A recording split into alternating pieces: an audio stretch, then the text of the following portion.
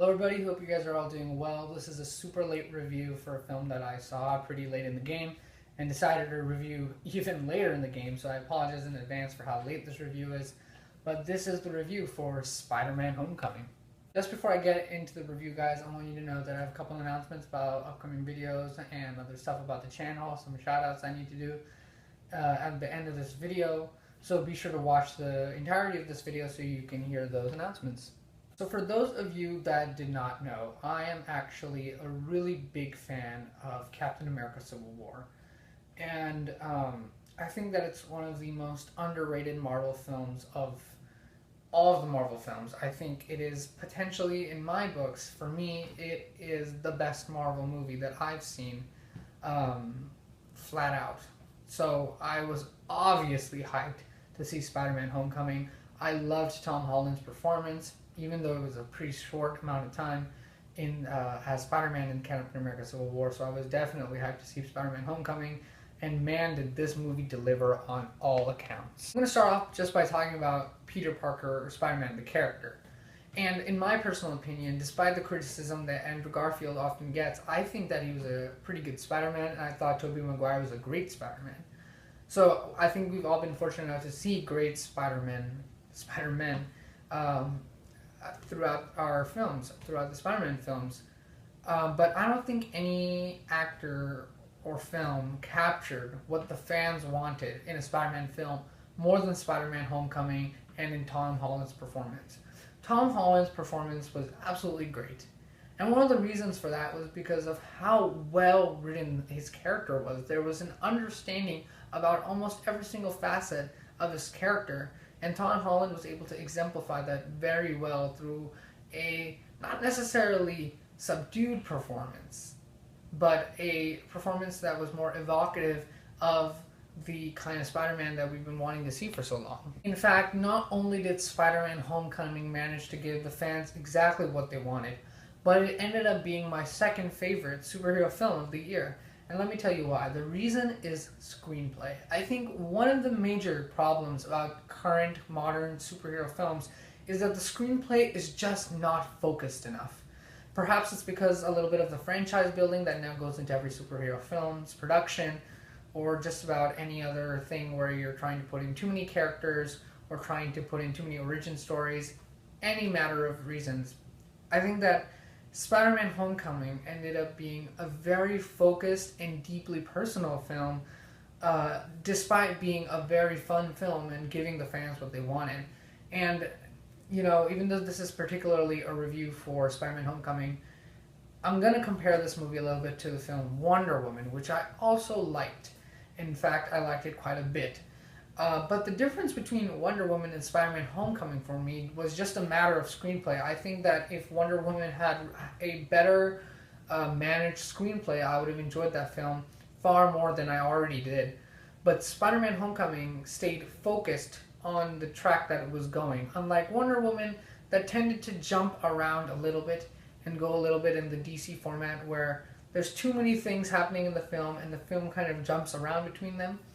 Meanwhile, Spider-Man Homecoming, I thought, was just a great film where everything was related to the inner plot or the inner characters. Basically, the central plot or central characters was what the film was about, and it stuck to that. And I think one of the reasons that Spider-Man Homecoming was able to do that so well, and the other film, my favorite film, superhero film of this year, Logan, was able to do that, is because the stakes are so personal. And when you make a superhero film with personal stakes, they tend to be able to be more focused because the plot and characters usually have an interlocking area, and that interlocking area comes out in films with personal stakes.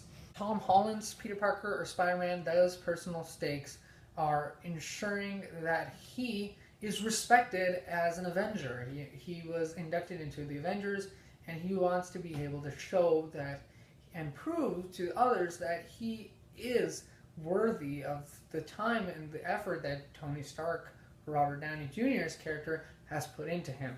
And that brings me to my next point about this film, and that's the mentorship between Robert Downey Jr., Tony Stark, and Tom Holland's characters. And I feel like they could have just made this a shoehorned in kind of mentorship where it didn't actually lead up to anything.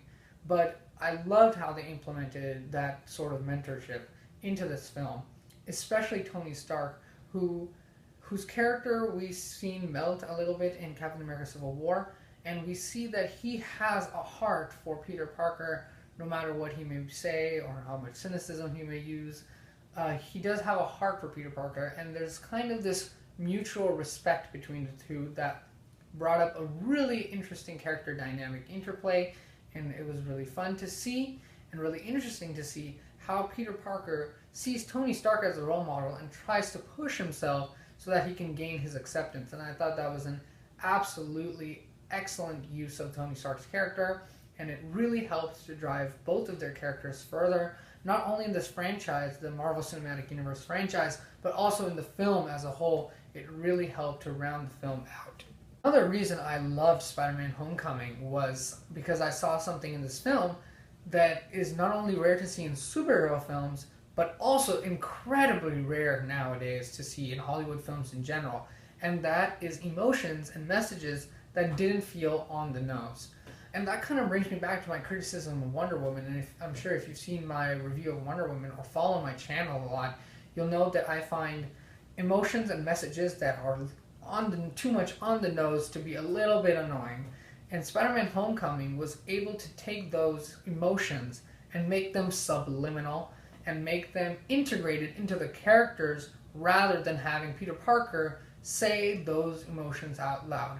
Because I'd rather have the character, or the actor, I should say, act out those emotions rather than have the character tell me the emotions that he or she is feeling. And that is where I come to Tom Holland and Michael Keaton's amazing performances. There's one particular scene, and I'm not going to spoil anything, where Tom Holland and Michael Keaton are in the car, and there's this sense of menace that comes from Michael Keaton, or the character Vulture.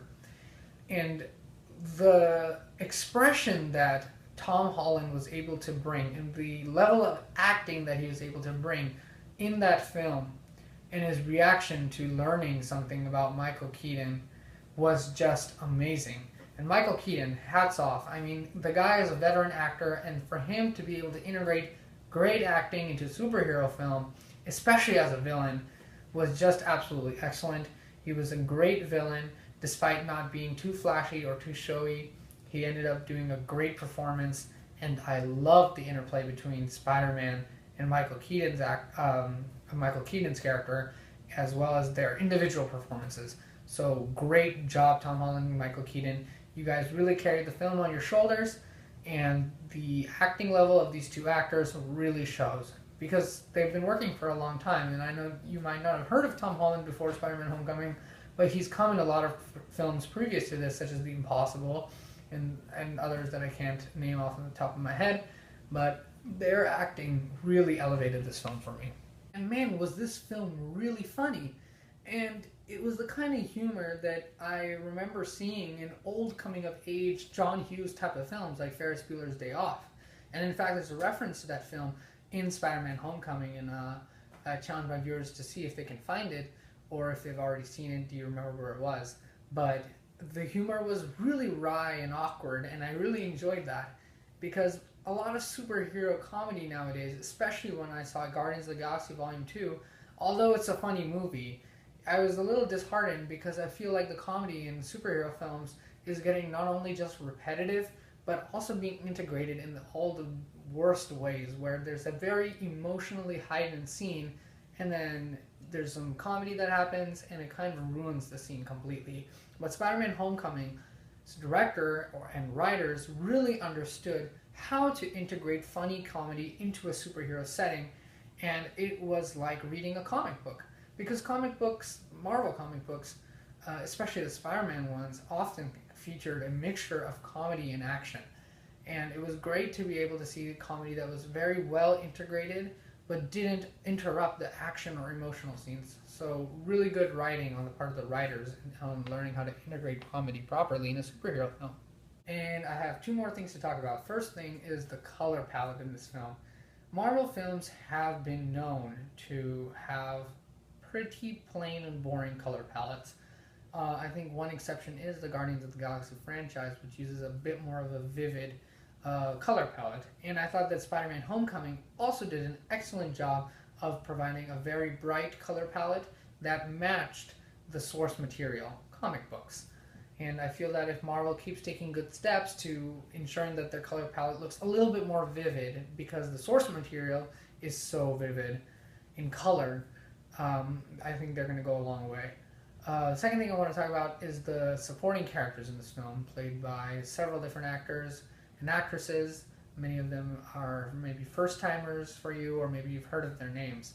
I think the most famous one that everyone knew was Zendaya, who plays Michelle in this film. She was really funny in this film. I can't wait to see more by her. And there was also Laura Harrier, who played Tom Holland's character's love interest in the film. I thought she was okay. I don't think she had enough to contribute to the film. And in fact, that's what I thought about a lot of the most of the supporting characters. They were mostly used as props for comedy, and I think that's okay. But I can see how they could be a little bit annoying after a while, just having them show up randomly and you don't really know their characters that well. But I think as props for comedy, they worked excellently, and they really delivered on the comedy scenes. So I think that I didn't really have necessarily a problem with the supporting characters, but I think they could have been fleshed out a little bit more. Now I come to my least favorite part of the film, which is really sad to say because I have a lot of respect for Michael Giacchino as a composer. He's composed several great scores for films before, but Spider-Man Homecoming had one of the most bland scores that I've heard in the movie theater in a long time. The music is mostly atrocious in this film, and usually I'm not one to critique scores because most scores, especially for big budget films, tend to work well because they're made by great composers, and this film was also scored by a great composer, but I did not feel 1 minute of the score. It was very generic, very bland, very boring. I hope Michael Giacchino comes back for more Marvel films and tries to get a better score, honestly, out of these Marvel films. I think Marvel films have, in general, already struggled with producing good scores. They do deliver on soundtracks quite well, but on a score level, they already suffer, and Marvel's Spider-Man Homecoming delivered one of the worst scores that I've seen, not only in a superhero film, but in a film. So that was very sad to see for me. The soundtrack of the film is fine, some of the songs are good, but really the score of the film almost bogged it down a little bit for me because it was so generic and boring. I'm going to give Spider-Man Homecoming an A. Alright guys, that's what I have for Spider-Man Homecoming. As promised, I have a couple announcements about the channel. I hope you guys have been following the news about D23, Disney's expo, about a ton of news that came out because of that.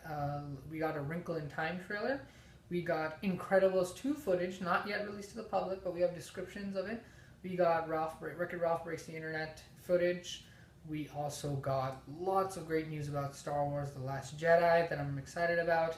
And perhaps most exciting for me personally was Marvel's Infinity War footage that apparently brought the entire expo on a standing ovation. So I can't wait to see that footage.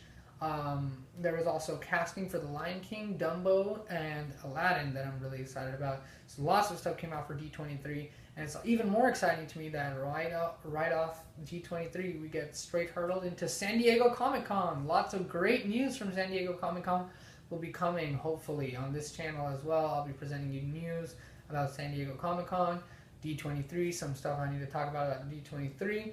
There's lots of movie expos going on, and I'm really, really excited about what's coming for these expos. Also, if you haven't already noticed, I got a new channel banner thanks to a YouTuber named the GEEK Keenan. I'll leave his channel in the description below. He was really kind enough to provide YouTubers with some free channel art. So thank you, GEEK Keenan. And if you haven't already heard, I am officially on Patreon, so be sure to support me on Patreon. What I'm trying to do is get my intro video away from get the watermarks away from my intro video. So if you support, I will watch a movie of your choice and we will review it together. So be sure to support me on Patreon. It's only $10 to get those watermarks off. And that's all I have for you guys today, and watch out for more videos. And thanks for watching.